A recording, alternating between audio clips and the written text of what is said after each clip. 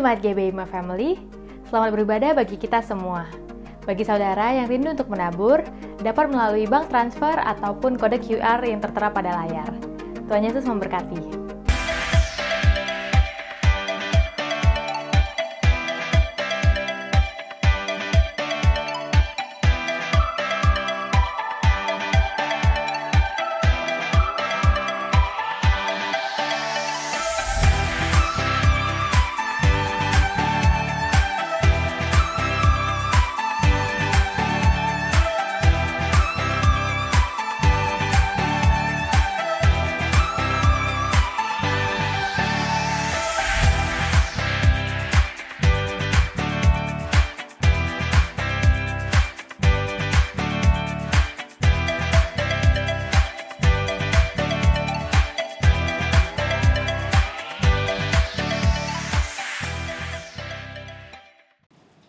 Shalom Bapak Ibu, My Family, apa kabar?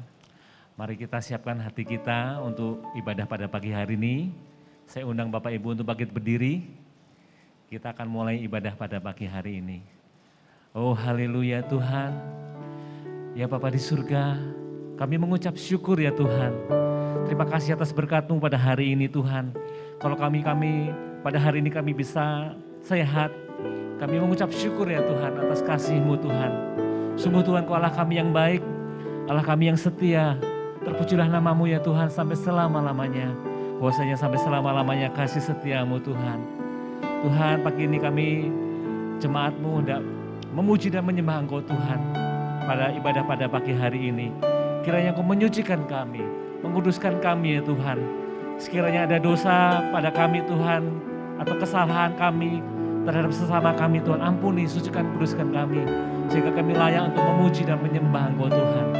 Tuhan, pimpin ibadah ini dari awal, pertengahan sampai akhirnya. Engkau juga memberkati jemaat-Mu yang mengikuti ibadah di rumah secara online juga memberkati. Tuhan, kami juga berdoa untuk hamba-Mu, Bapak Ananta Surbakti ya Tuhan, yang menyampaikan firman-Mu pada pagi hari ini. Kau juga menyertai dan memberkati Tuhan. Tuhan, sucikan kami semua pelayan-pelayan-Mu Tuhan. Baik pemusik, pemuji, song leader, diakan, diakonis, multimedia, juga pendoa, juga sekolah minggu juga Tuhan, Kau juga menyertai Tuhan. Terima kasih, kami mengucap syukur Tuhan. Kami siap untuk memuji dan menyembah Engkau Tuhan. Hanya di dalam nama-Mu kami serahkan doa ini Tuhan. Di dalam nama Tuhan Yesus. Semua jemaat yang percaya semua katakan amin. Haleluya. Shalom Bapak Ibu terkasih dalam Tuhan, shalom. Shalom. Sekali lagi shalom. Shalom. Kami percaya kita semua dalam keadaan sehat, amin. Amin. Firman Tuhan berkata dalam 1 Tawarik 29 ayat 3, sekarang ya Allah kami bersyukur kepadamu dan memuji nama-Mu yang agung itu. Kita siap semua memuji nama Tuhan, amin. Amin. Mari jemaat Tuhan bangkit berdiri, kita puji Tuhan kita. Haleluya.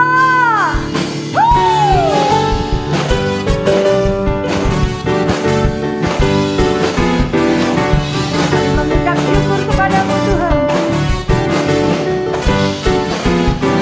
Segala puji syukur hanya bagi-Mu Tuhan, sebab Kau yang layak dipuja. Kami mau bersorak, tinggikan nama-Mu Tuhan. Haleluya. Sekali lagi segala puji syukur. Bagi-Mu Tuhan, sebab Kau yang layak dipuja. Kami mau bersorak, tinggikan nama-Mu. Haleluya. Mari lambaikan tangan bersama-sama. Hey, soraklah, haleluya. Soraklah, haleluya. Haleluya.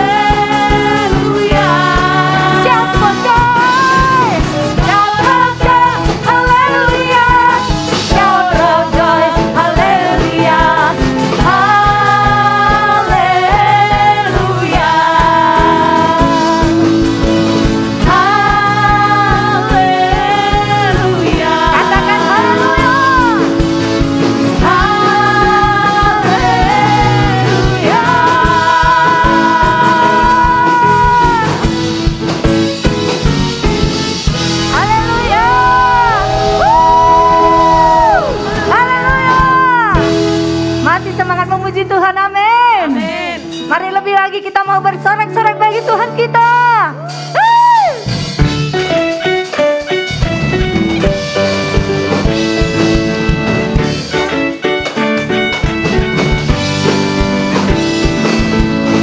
Bersorak-sorai, muliakan namanya, Dia berperang ganti kita. Bertepuk tangan, muliakan namanya, Dia selamatkan jiwa kita. Ya satu-satunya, satu-satunya penebus, kalahkan maut, bangkitkan hidup. Tuhan yang memberi kemenangan bersama kita, di dalam kita. Masuk dalam kemuliaan-Nya, Dia perlindungan dan pengharapan.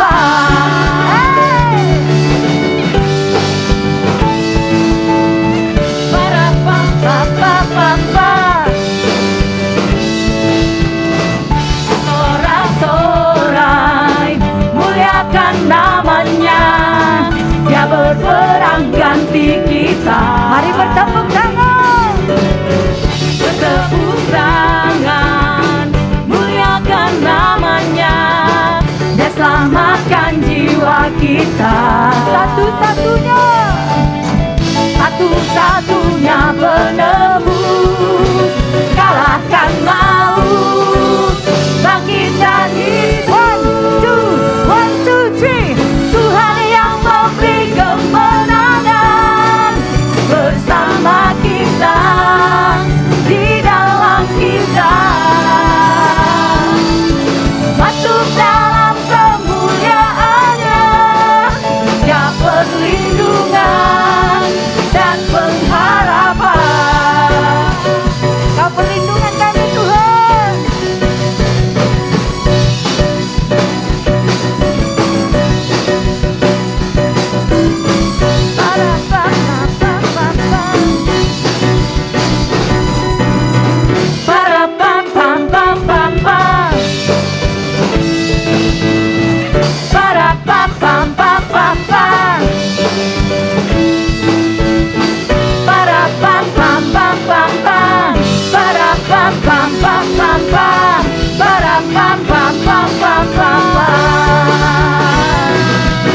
Tuhan yang memberi kemenangan bersama kita, di dalam kita. Masuk dalam kemuliaan-Nya, Dia perlindungan dan pengharapan. Dia perlindungan kita. Dia perlindungan dan pengharapan. Dia perlindungan dan pengharapan.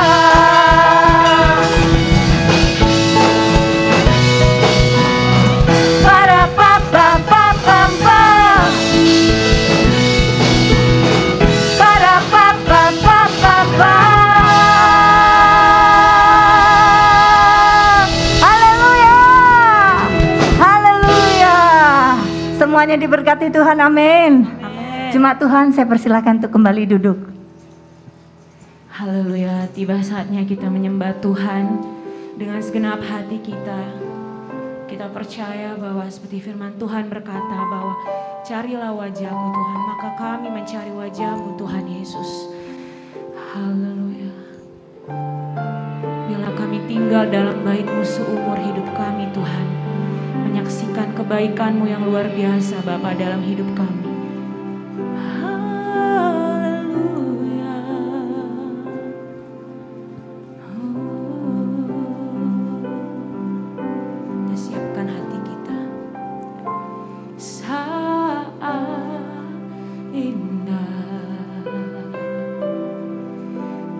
Berhadapan denganmu,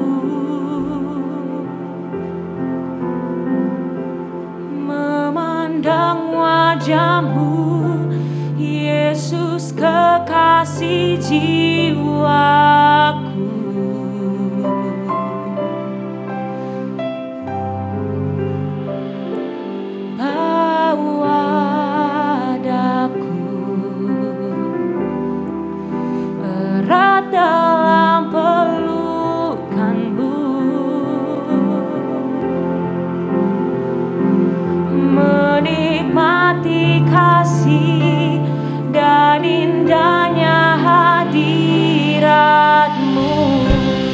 semua kita siapkan hati kita nyanyikan saat indah ku bertemu denganmu Tuhan. Saat indah ku berhadapan denganmu, oh memandangmu, memandang wajahmu, Yesus kekasih jiwaku. Bawa daku Tuhan, bawa daku erat dalam pelukanmu, menikmati kasih dan indahnya hadiratmu. Sama-sama kita katakan hadiratmu Tuhan Yesus. Hadiratmu Tuhan, ku rasakan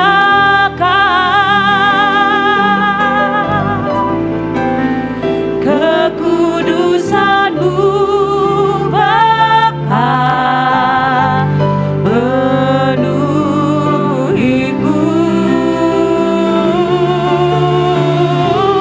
Ku rindu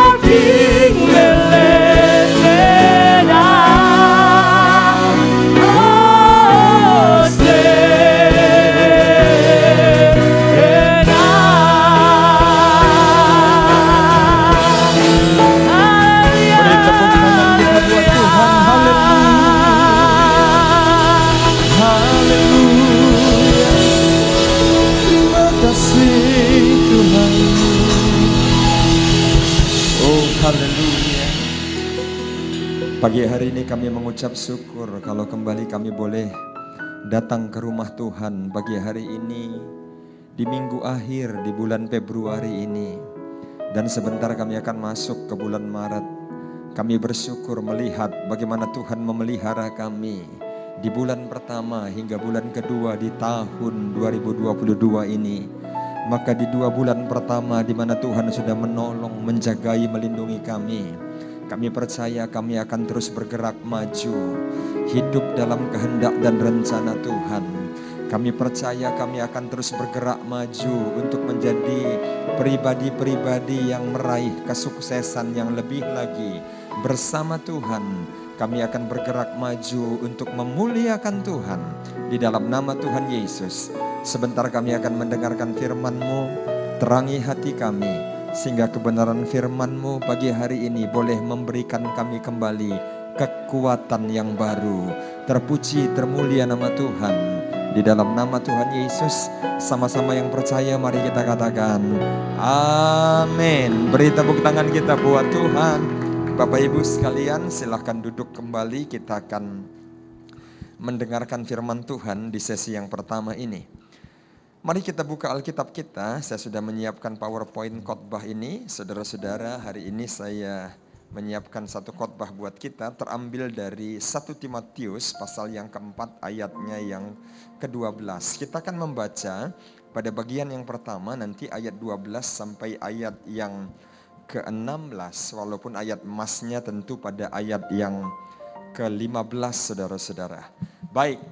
Janganlah seorang pun menganggap engkau rendah karena engkau muda, jadilah teladan bagi orang-orang percaya. Dalam perkataanmu, dalam tingkah lakumu, dalam kasihmu, dan dalam kesetiaan dan kesucianmu. Kemudian pada ayat berikutnya dikatakan, sementara itu sampai aku datang, bertekunlah dalam membaca kitab-kitab suci, dalam membangun dan mengajar. Jangan lalai dalam mempergunakan karunia yang ada padamu, yang telah diberikan kepadamu oleh nubuat, dan dengan penumpangan tangan sidang penatua. Perhatikan ayat 15, kita baca sama-sama 2, 2, 3. Perhatikanlah semuanya itu, hiduplah di dalamnya, supaya kemajuanmu nyata kepada semua orang. Berhenti sampai di sini dulu saudara-saudara. Saudaraku yang Tuhan kasihi, Alkitab memberi referensi salah satu orang muda di dalam perjanjian baru, hamba Tuhan, anak Tuhan, yang mengalami tingkat kepercayaan yang hebat dari Tuhan maupun dari pemimpinnya, yakni Rasul Paulus, namanya Timotius. Maka Timotius juga dijuluki sebagai Rasul Muda. Kalau saudara cermat membaca Alkitab, kalau saudara cermat mempelajari Alkitab, kita bisa menemukan bagaimana kerasnya Rasul Paulus di dalam mendidik orang-orang yang dia pimpin di dalam takut akan Tuhan. Maka sering diumpamakan Rasul Paulus itu seperti jenderal yang no compromise. Tidak banyak orang yang bisa bertahan di dalam pementoran atau di dalam tim yang bersama dengan Rasul Paulus. Rasul Paulus ini radikal banget. Tentu kita tahu kenapa dia sangat keras, sangat sungguh-sungguh. Dan sangat tidak kompromi karena perjalanan hidupnya yang demikian hancur. Perjalanan hidupnya yang sebelumnya menjadi seteru Allah. Maka pada ayat yang lain dia berkata, dari seluruh para rasul akulah yang paling tidak layak disebut rasul. Karena aku adalah penganiaya jemaat. Dan dia juga bukan orang yang sempat dimuridkan Yesus langsung di masa singkat Yesus di dalam melayani selama 3,5 tahun itu. Beda dengan Petrus, Yohanes, dan yang lainnya. Tetapi kemudian Rasul Paulus justru berkata, justru karena itu aku bekerja lebih keras dari rasul yang lain. Dan tidak heran separuh dari perjanjian lama, perjanjian baru maksud saya koreksi, separuh dari perjanjian baru, sekitar separuh dari perjanjian baru berisi kisah pelayanan dan tulisan-tulisan Rasul Paulus. Lalu tampil seorang anak muda yang sangat kena di hati Paulus. Anak muda ini sampai Paulus berkata, tidak ada orang yang seperti Timotius yang mengerti, memahami apa yang dimaui oleh Paulus di dalam pelayanannya. Maka pada ayat 12 di dalam 1 Timotius pasal 4 tadi dikatakan, 1 Timotius 4 ayat 12, jangan seorang pun menganggap engkau rendah karena engkau muda. Jadilah teladan bagi orang-orang percaya. Keteladanan kita itu diukur dari beberapa hal, perkataan. Jadi nggak bisa kita anak Tuhan hanya ngomong begini, lihatlah hatiku. Hatiku tulus terhadapmu. Hatiku ini baik, cuma aku ini memang orangnya kayak durian. Luarnya kelihatan berduri, dalamnya manis dan lembut. Kalau mau capai keteladanan nggak bisa. Keteladanan yang pertama akan dilihat orang saudara, bukan kedalaman hati saudara, tapi tajam atau tidaknya bibir kita dalam berkata-kata. Saya ulangin ini ya. Coba kalau lihat anak-anak, yang paling dikenang sama anak kita, kebaikan hati mamanya atau cerewetnya mulut maminya. Coba jawab jujur. Yang dikomplain itu kan cerewetnya. Walaupun di lubuk hatinya dia tahu tidak ada orang yang mencintai dia melebihi cinta mama.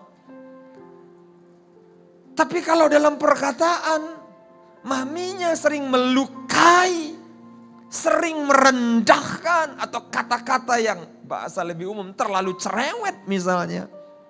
Susah untuk anak-anak jadikan orang tuanya itu teladan. Bagi saya simpel aja. Keteladanan orang tua kira-kira begini. Kalau kita punya anak gadis, kami sering menyebutnya karena boru, kalau kita punya boru.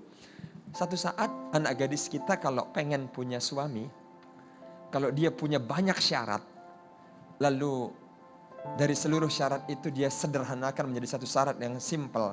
Saya pengen punya suami seperti papa. Nah, udah. Papanya itu udah berhasil jadi keteladanan.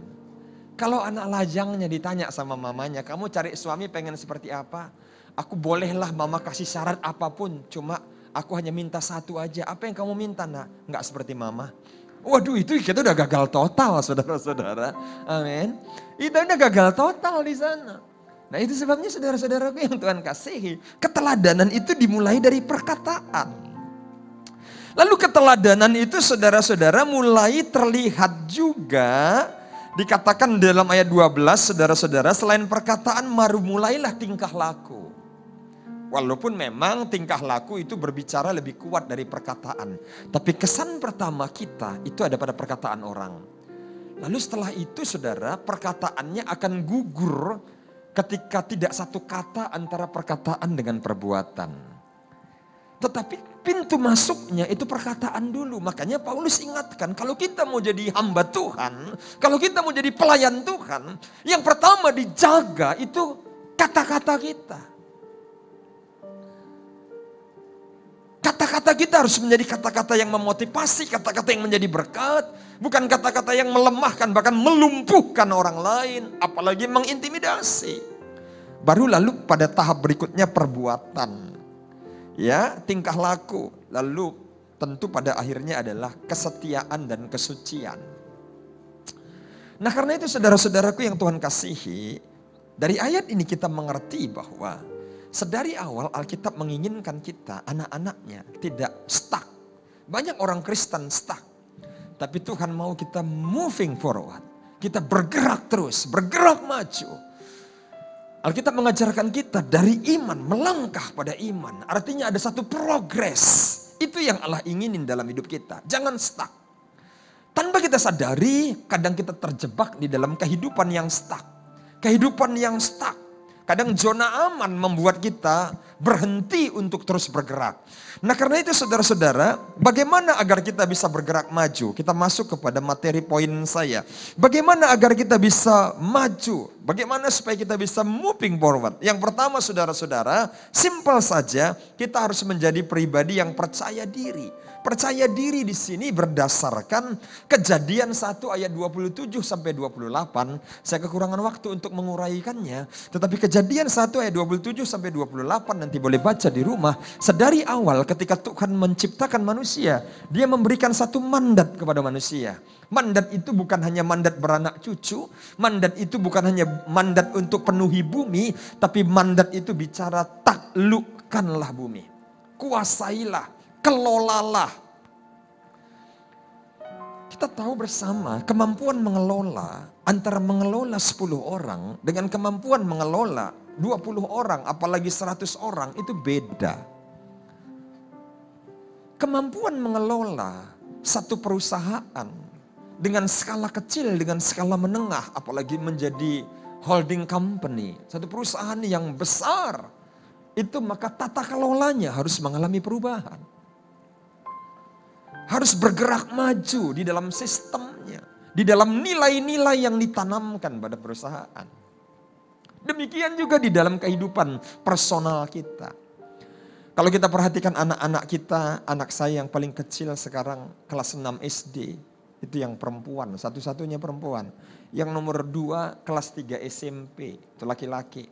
Yang paling besar kelas 3 SMA, itu juga laki-laki. Jadi enak dipandang mata tapi berat di kantong ayahnya ini saudara-saudara. Karena urutannya nanti akan masuk kuliah, masuk SMA, masuk SMP. Urutan semuanya. Kalau ada uang pembangunan, tiga-tiganya kena uang pembangunan.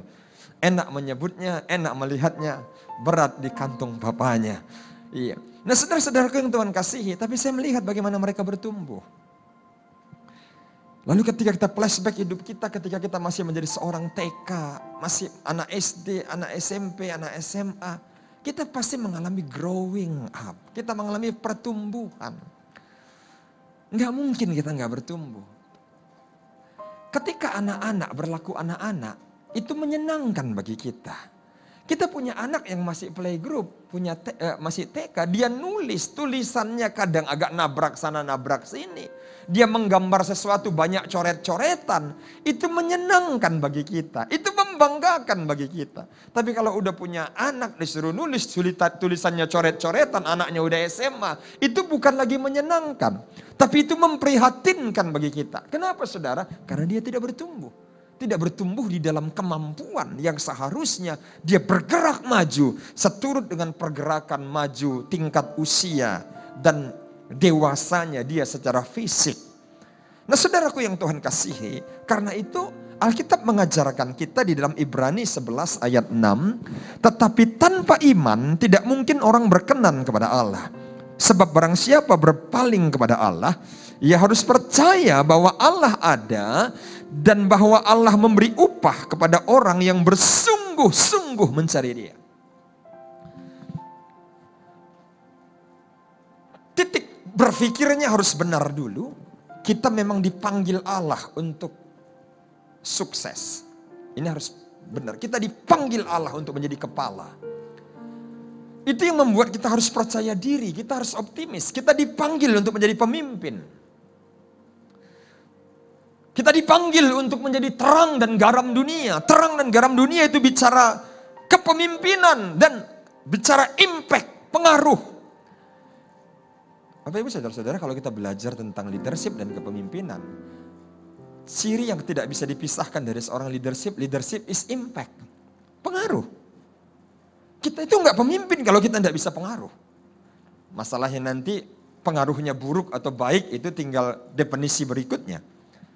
Ya kan, kalau pengaruhnya baik, kita itu menjadi pemimpin yang memotivasi orang lain. Pemimpin yang memotivasi orang lain.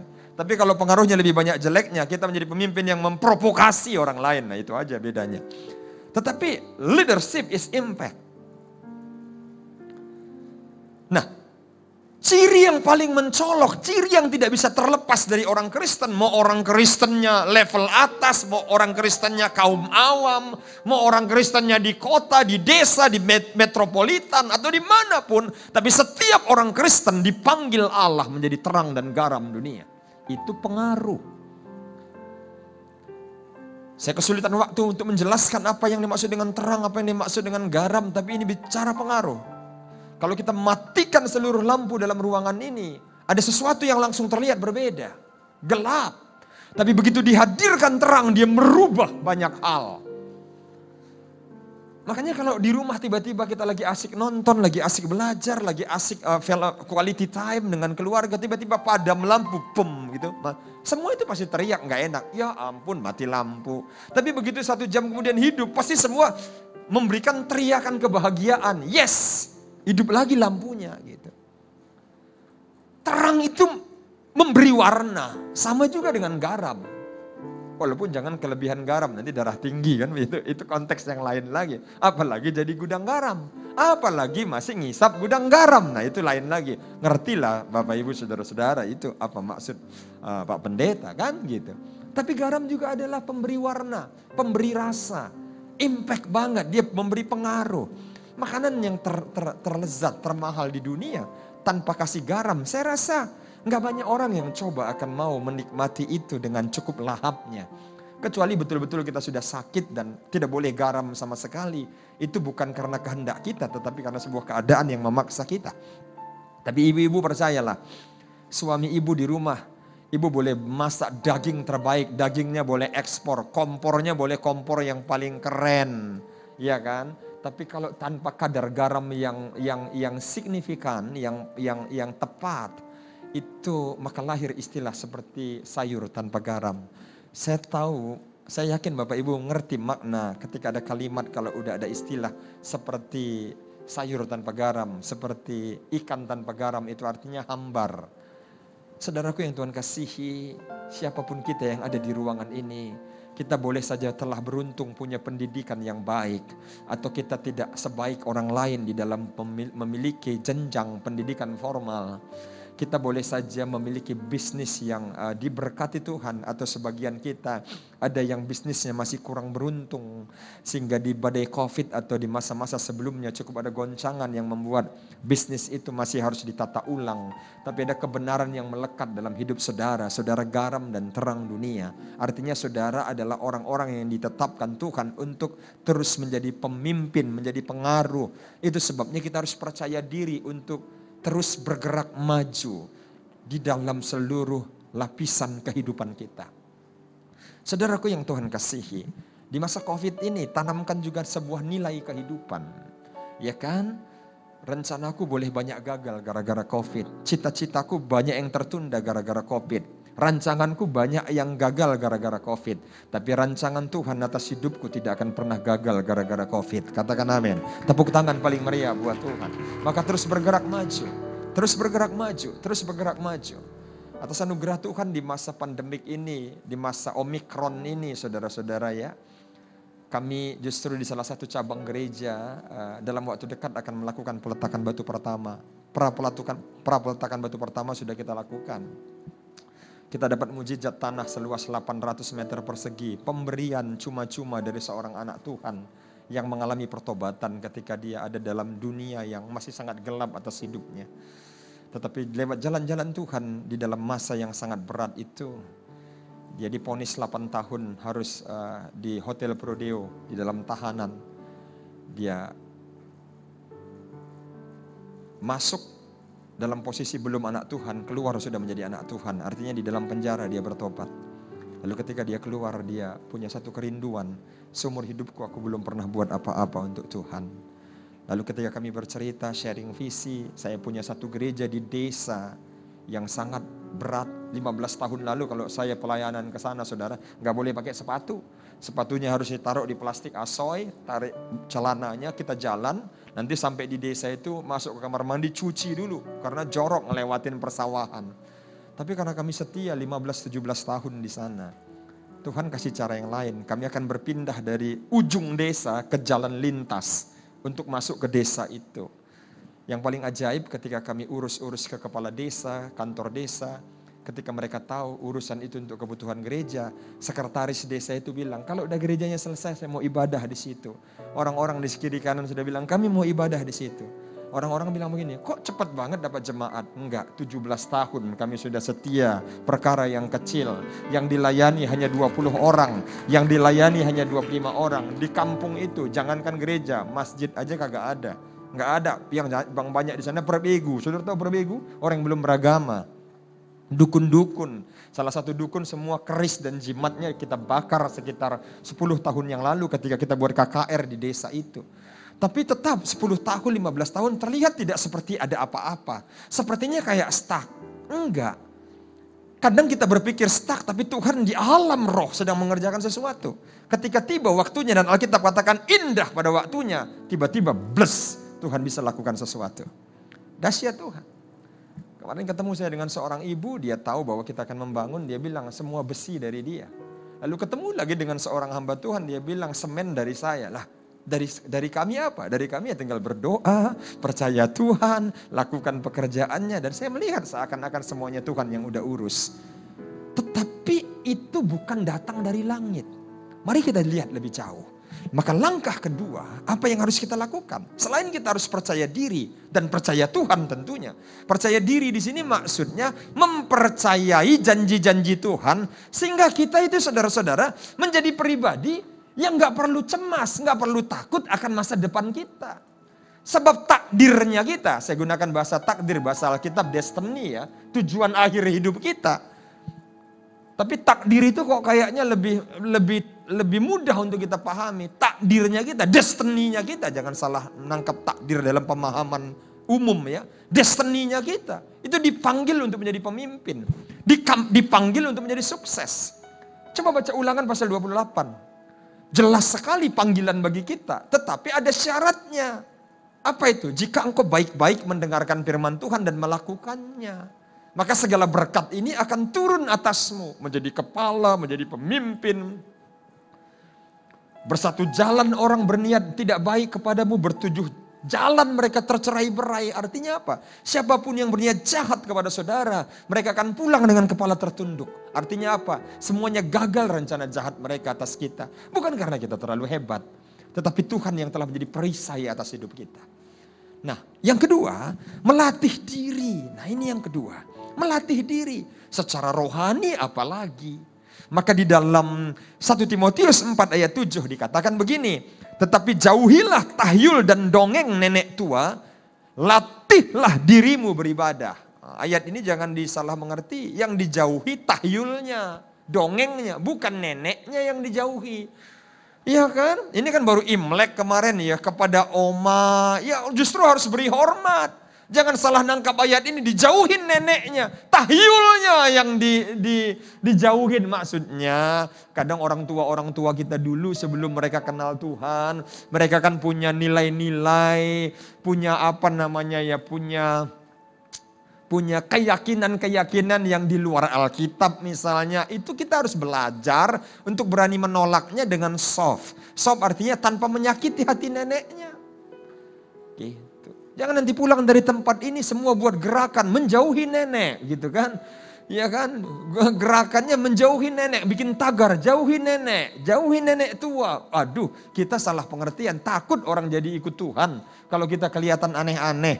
Saya mau katakan kepada saudara, dalam hal kualitas kasih sayang setelah kita bertobat, kasih sayang kita kepada orang tua harus berlipat kali ganda sebelum kita kenal Yesus. Tetapi dalam nilai-nilai kompromis, kita harus menjadi pribadi yang paling said no setiap nilai-nilai yang kompromis terhadap nilai-nilai Alkitab. 1 Timotius 4 ayat 8 melanjutkan, latihan badani terbatas gunanya, tetapi ibadah itu berguna dalam segala hal, karena mengandung janji baik untuk hidup ini maupun untuk hidup yang akan datang. Saya bertemu dengan seorang ibu, dia melayani di Jakarta, di salah satu mall yang sangat besar di Jakarta. Saudara-saudara yang Tuhan kasihi, lalu dia sharing, dia cerita kepada saya dan berkata, aduh saya bingung Pak Pendeta, setelah pandemi ini kemana semua jemaat? Biasanya kami ibadah kalau hari Minggu itu menembus 2.000, 3.000 3.000 gitu ya. Sekarang 300 aja susah ibadah hari Minggu. Hilang semua jemaat itu. Ya hilang semua jemaat itu. Mungkin tentu karena masa pandemik ini. Tetapi saudara-saudaraku ini jadi pelajaran kepada kita. Selagi regulasinya memungkinkan, berani juga lah untuk tetap datang beribadah. Kecuali pemerintah udah buat regulasi sama sekali onsite enggak boleh. Itu beda cerita. Tapi kalau masih diberi ruang, jaga jarak, kemudian jumlah yang dibatasi, biarlah orang lain yang membatasi dirinya datang ibadah. Tapi tanamkan pada diri saudara dan keluarga saudara, aku dan seisi rumahku, aku akan tetap setia beribadah kepada Tuhan. Tepuk tangan buat Tuhan kita. Saudaraku yang Tuhan kasihi, dari seluruh janji Tuhan kepada orang yang beribadah, begitu banyak janji-janji Tuhan yang menjanjikan orang yang beribadah itu dijagai Tuhan, dibentengi Tuhan, dilindungi Tuhan. Latih terus. Mari coba kita lihat satu bagian firman Tuhan di dalam Filipi. Filipi pasal 3, saudara. Saya ingin mengajak saudara untuk melihat Filipi pasal 3. Filipi pasal 3. Ayat 13 sampai ayat 14. Di materi khotbah saya di bagian atasnya sebenarnya saya ada update. Oke, baik. Saudara-saudara, aku sendiri tidak menganggap bahwa aku telah menangkapnya, tetapi ini yang kulakukan. Aku melupakan apa yang telah di belakangku dan mengarahkan diri kepada apa yang di hadapanku. Lalu perhatikan ayat 14. Dan berlari-lari kepada tujuan untuk memperoleh hadiah, yaitu panggilan sorgawi dari Allah dalam Kristus Yesus. Saudaraku, ketika saya menyampaikan poin yang kedua, melatih diri secara rohani, itu artinya ada usaha keras. Latihan itu membutuhkan usaha. Bahkan dulu peraih medali emas Olimpiade Asian Games, bukan Olimpiade, Asian Games Beijing tahun 1990. Saya masih SMP itu. Tapi karena saya olahraga, banyak memori olahraga lengket di dalam hidup saya. Saya waktu itu baca koran setiap hari. Asian Games-nya udah seminggu lewat, tapi satu keping medali emas pun Indonesia belum dapatkan. Itu 1990 di Tiongkok, Beijing. Lalu tibalah hari yang bersejarah. Petinju Indonesia satu-satunya lolos ke final, namanya Pino Bahari. Pelatihnya adalah ayahnya Daniel Bahari. Dia dari Bali. Dan dia berhasil memenangkan pertandingan dengan angka 3 ronde. Namanya kalau Olimpiade Asian Games kan cuma 3 ronde, pakai helm lagi biasanya.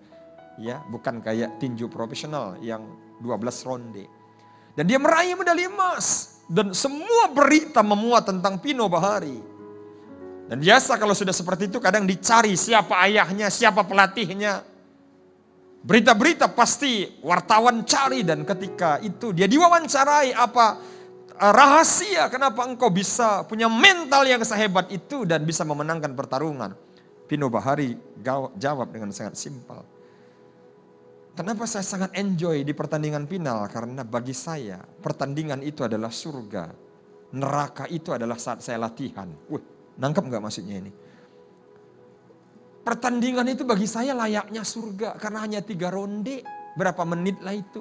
Tapi kalau latihan dia digenjot, dihajar oleh ayahnya, itu berjam-jam satu hari. 2 sesi satu hari.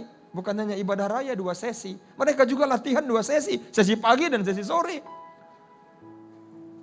Latihan itu membutuhkan komitmen. Maka ketika poin kedua tadi saudara, dikatakan supaya melatih diri, itu harus ada komitmennya.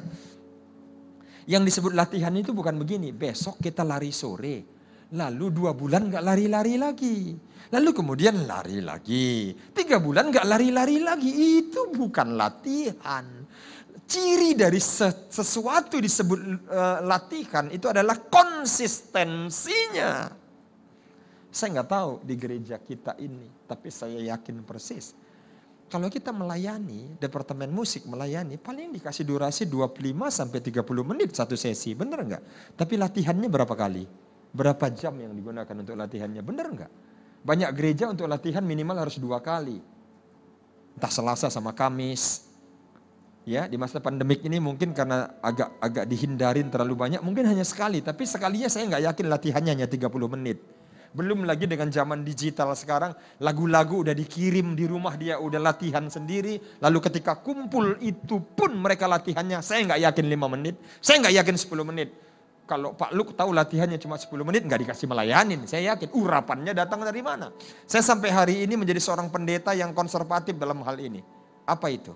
Urapan kita dapatkan pada saat kita mempersiapkan diri, bukan waktu berdiri di mimbar. Urapan kita dapatkan ketika kita mempersiapkan diri, itulah saat jam doa kita. Jadi waktu kita berdiri di mimbar, kenapa saudara bisa menemukan kadang pendeta ketika dia berdiri di mimbar nggak habis-habis kata-katanya? Kok dia khotbah kayaknya enak aja. Giliran kita yang khotbah 5 menit udah blank spot gitu, udah nggak tahu apa yang mau diucapin. Akhirnya ngulang-ngulang terus. Yang diulangin apa? Haleluya, puji Tuhan. Haleluya, puji Tuhan, ada amin. Saudara-saudaraku haleluya. Saudara-saudaraku haleluya. Saudara-saudaraku itu aja. Akhirnya tutuplah khotbah. Tetapi orang-orang yang sudah melatih diri dan di dalam latihannya turunlah pengurapan Tuhan. Turunlah anugerah Tuhan ketika dia berdiri. Saya sudah hampir 20 tahun berdiri di mimbar berkhotbah. Bayangin saya umur 17 tahun udah khotbah di ibadah raya. Sekarang umur saya 47 tahun. Berarti kan sudah 30-an. Cuma dulu yang 17 tahun itu ya cuma sekali itu aja gitu. Terus setelah itu tamat SMA, kuliah, baru kuliah lagi. Itu pun dulu karena kejadian pendetanya nggak bisa datang. Nggak ada yang khotbah, ya saya disuruh. Ya sudah, khotbah aja gitu.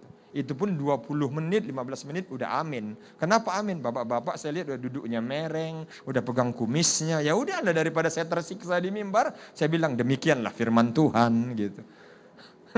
Iya, bayangin. Tapi hari ini saya semakin sadar. Ini saya sudah siapin khotbah berapa halaman. Tapi kadang kalau saya dengar rekaman khotbah saya takjub. Karena begitu banyak kata-kata yang keluar, yang itu bukan dipersiapkan. Tapi yang turun ketika pengurapan marifat daripada Allah. Kata-kata itu keluar dengan sendirinya. Yang didorong dari nurani kita ketika kita intimacy with God. Karena itu latihan. Dan Alkitab gunakan kata saudara berlari-lari. Coba lihat ayat Filipi pasal 3 ayat 14, berlari-lari. Saya mau tanya kepada saudara, membutuhkan energi lebih banyak mana, lari atau jalan? Kenapa Alkitab nggak gunakan gini? Dan berjalan-jalan kepada tujuan untuk memperoleh hadiah. Kenapa Alkitab gunakan kata berlari-lari? Ada usaha yang lebih. Yang dimaksud dengan berlari ada usaha yang lebih. Ada pengorbanan yang lebih, katakan amin. Dan doa saya, setiap kita akan dipakai Tuhan untuk terus maju. Yang terakhir, tambahkan nilai kepada imanmu. 2 Petrus pasal 1 ayat 5 sampai 7 berkata, justru karena itu kamu harus dengan sungguh-sungguh berusaha menambahkan kepada imanmu kebajikan, kepada kebajikan pengetahuan. Ini yang saya katakan kalau yang pertama, percaya diri bukan karena kesombongan, percaya diri karena mempercayai janji Allah dalam hidup kita. Mempercayai apa kata Kejadian, blueprint Tuhan atas hidup kita. Di mana kita dipanggil bukan hanya untuk beranak cucu, tapi untuk memimpin. Yang kedua, melatih diri secara rohani. Latihan itu butuh pengorbanan, butuh komitmen. Latihan itu butuh usaha. Kalau mau moving forward, saudara tidak bisa tidak berusaha. Gagal bangkit lagi. Alkitab katakan orang benar 7 kali jatuh, 7 kali diangkat Tuhan lagi. Ayat ini sedang mengajarkan bukan kita kompromi terhadap kejatuhan dan kegagalan. Tapi ayat ini sedang mengatakan kita, come on. Bangkit lagi nak, come on. Tuhan semangatin kita dari sorga. Dia perintahkan malaikatnya dengan segala tari-tarian memotivasi kita. Bangkit nak, semangat. Jangan menyerah, never give up. Maju terus. Yang ketiga, tambahkan nilai kepada iman saudara. Bukan iman plus, kita selamat hanya karena iman. Tidak perlu tambah yang lain. Tapi ini sedang mengajarkan kita tambahkan nilai kepada imanmu. Artinya 2 Petrus pasal 1 ayat 5 sampai 7 berkata, justru karena itu kamu harus dengan sungguh-sungguh berusaha untuk menambahkan kepada imanmu kebajikan, dan kepada kebajikan pengetahuan, dan kepada pengetahuan penguasaan diri, kepada penguasaan diri ketekunan, dan kepada ketekunan kesalehan, dan kepada kesalehan kasih akan saudara-saudara, dan kasih kepada saudara, kepada kasih kepada semua orang. Jadi tambahkan pada iman saudara ketekunan, kesalehan, beriman kepada Kristus cukup untuk masuk surga, yes, tapi untuk dipakai lebih lagi menjadi alatnya, harus di dalamnya tambahkan ketekunan, kesalehan, tambahkan saudara-saudara seperti yang diminta oleh 2 Petrus 1, 5 sampai 7. Mari kita bangkit berdiri menghormati Tuhan. Kita meteraikan firman ini di hati kita. Kita katakan, mata kami tertuju padamu, kekuatanku hanyalah di dalammu. Haleluya. Terima kasih Tuhan.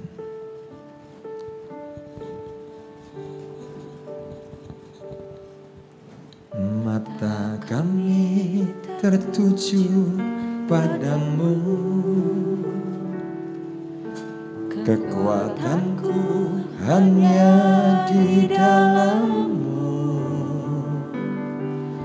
Erat dalam dekatmu, terlebih di saat aku mengerti.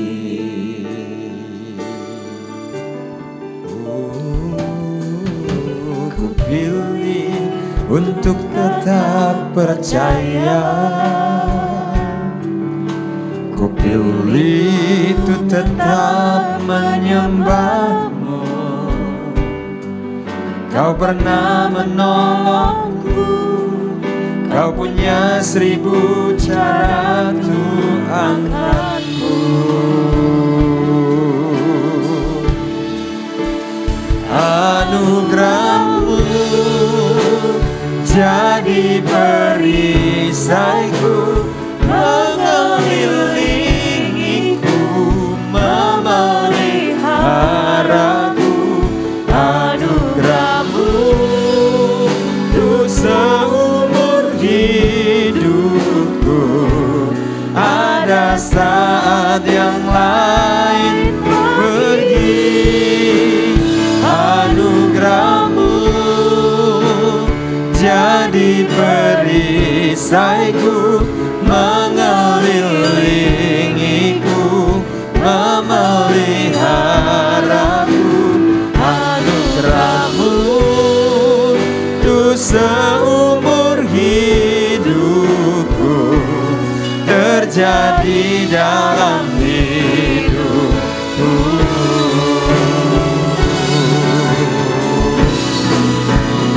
Anugerahmu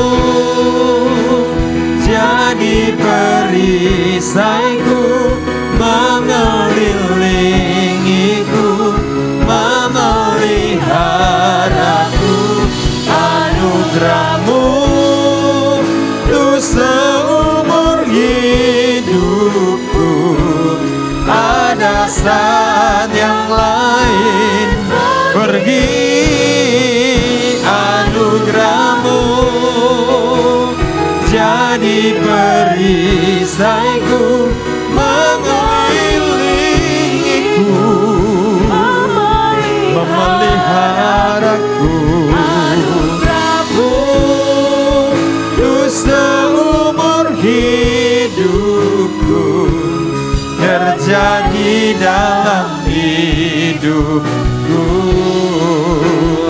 Anugerahmu untuk seumur hidupku terjadi dalam hidupku. Anugerahmu untuk seumur hidupku terjadi dalam hidupku.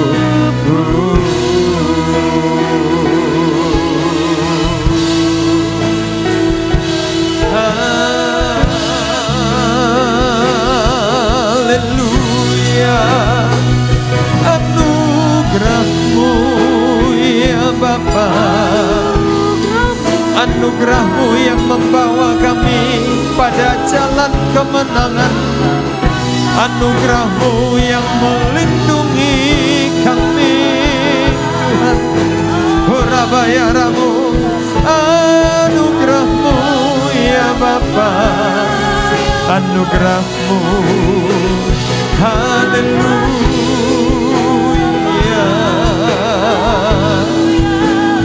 haleluya.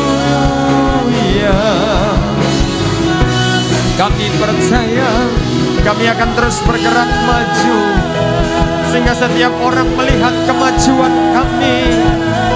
nama Tuhan ditinggikan dan dimuliakan. Sama seperti Paulus berkata kepada Timotius, agar kemajuan yang terjadi dalam dirinya dilihat oleh semua orang, disaksikan oleh semua orang. Biarlah mengiringmu seumur hidup kami menjadi pribadi-pribadi yang semakin Tuhan berkati, yang semakin Tuhan percayai. Haleluya. Terima kasih ya Tuhan. Kami bersyukur, dan hari ini kami mau tambahkan lagi dimensi iman kami dengan ketekunan, kesalehan, kasih. Terima kasih Tuhan. Kami percaya kami dipanggil bukan untuk mengalami stagnasi, tapi kami dipanggil untuk terus bergerak maju. Kami percaya perjalanan kami masih harus terus bergerak Tuhan, untuk mencapai kemuliaan demi kemuliaan Tuhan atas pelayanan, atas hidup kami. Berkati setiap keluarga lepas keluarga, berkati anak-anak, berkati usaha, berkati pekerjaan, berkati pelayanan dari seluruh jemaat-Mu yang sudah hadir di sesi yang pertama ini. Bahkan kalau ada yang sedang membutuhkan pertolongan, tangan Tuhan biarlah terulur.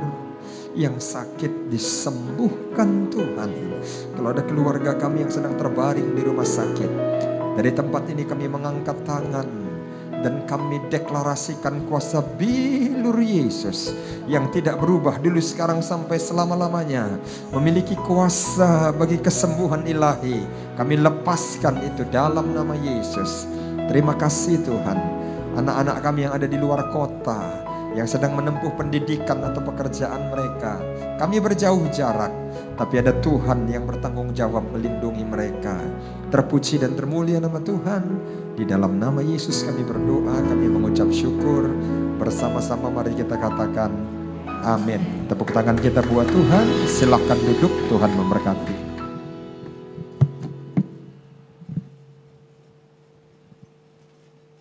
Sungguh firman Tuhan yang sangat memberkati bagi kita semua. Tiba saatnya kita akan memberikan persembahan. Sambil persembahan dijalankan, kita akan mendengarkan warta sepekan.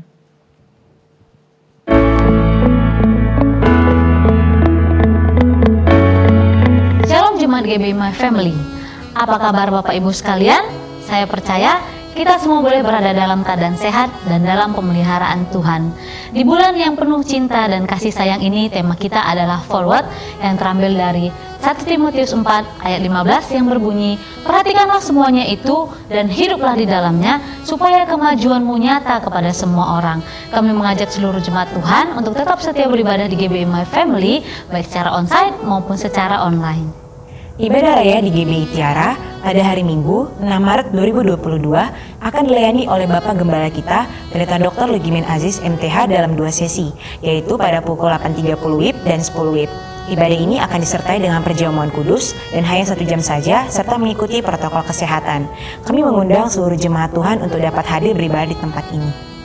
Ibadah Impact pada hari Minggu 6 Maret 2022 akan dilayani oleh Bro Deo Zebua pada pukul 11.30 WIB bertempat di GBI Tiara lantai 3 Ruang Tulip.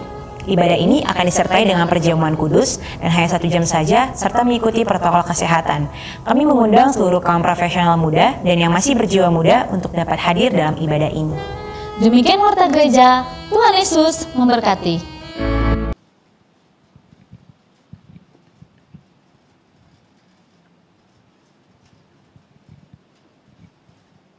Mari saya undang Bapak Ibu untuk bangkit berdiri, kita akan menutup ibadah kita. Bapak, terima kasih buat kami Tuhan Yesus boleh bersekutu dengan Engkau.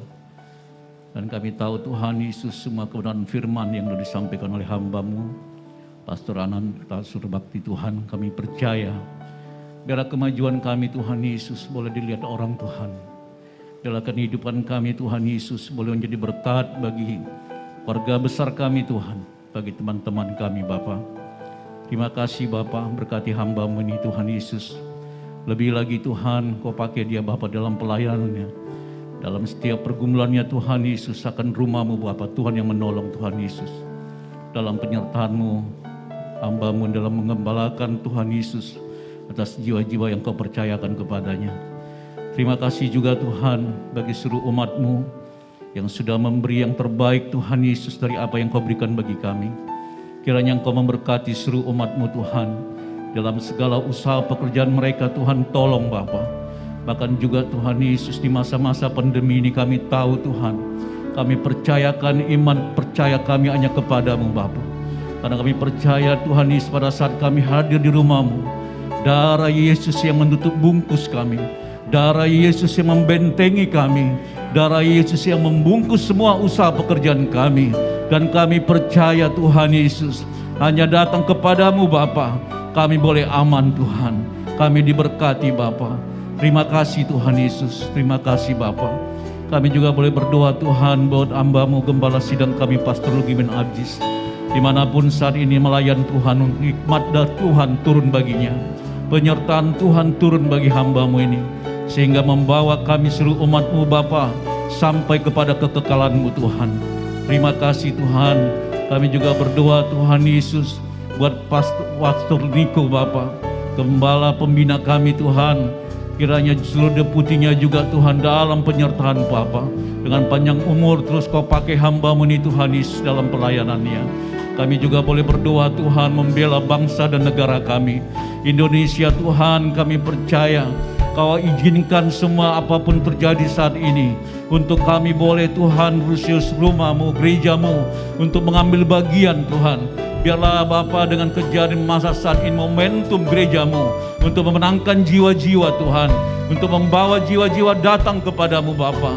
Di dalam nama Yesus, berkati Tuhan presiden kami, berkati setiap pemimpin baik ke daerah Bapa, bahkan seluruh Tuhan Yesus, seluruh deputi jajaran mereka. Biar roh yang takut akan Engkau bagi semua para pemimpin ini Tuhan. Dan kami juga berdoa buat kota kami, kota Medan Tuhan. Karena firman-Mu kami berjaga-jaga Tuhan atas kota kami ini. Kami percaya kota Medan aman terbungkus oleh darah Yesus. Berkati Bapak Bobi, berkati juga gubernur kami Pak Edi Tuhan. Kami serahkan semua hamba-Mu Bapak ke dalam tangan-Mu. Terima kasih Tuhan Yesus. Saat ini kami mengangkat tangan kami, memberkati kota kudus-Mu. Salam Yerusalem. Kiranya damai sejahtera sentosa ada di lingkungan tembok dan di puri-Mu. Biarlah orang mencintai dan mengasihi-Mu mendapatkan sejahtera sentosa yang daripadamu. Terima kasih Bapa, sepulang dari kami dari tempat ini, bungkus kami dengan darah-Mu, dan terlebih dulu kami akan menerima berkat melalui hamba-Mu. Mari Bapak Ibu Saudara kekasih, angkatlah kedua tangan kita dan arahkan hati kita ke surga. Terimalah anugerah damai sejahtera dari Allah Bapa yang di surga, kasih yang sempurna melalui Anak yang tunggal Yesus Kristus, serta persekutuan yang manis dengan Roh Kudus menyertai kita mulai hari ini sampai Maranatha, saat Tuhan menjemput kita di awan-awan permai, bahkan sampai selama-lamanya. Mari kita semua yang percaya dan diberkati di dalam nama Tuhan Yesus, bersama-sama kita katakan amin. Sampai ketemu di ibadah selanjutnya. Selamat hari Minggu, Tuhan Yesus memberkati.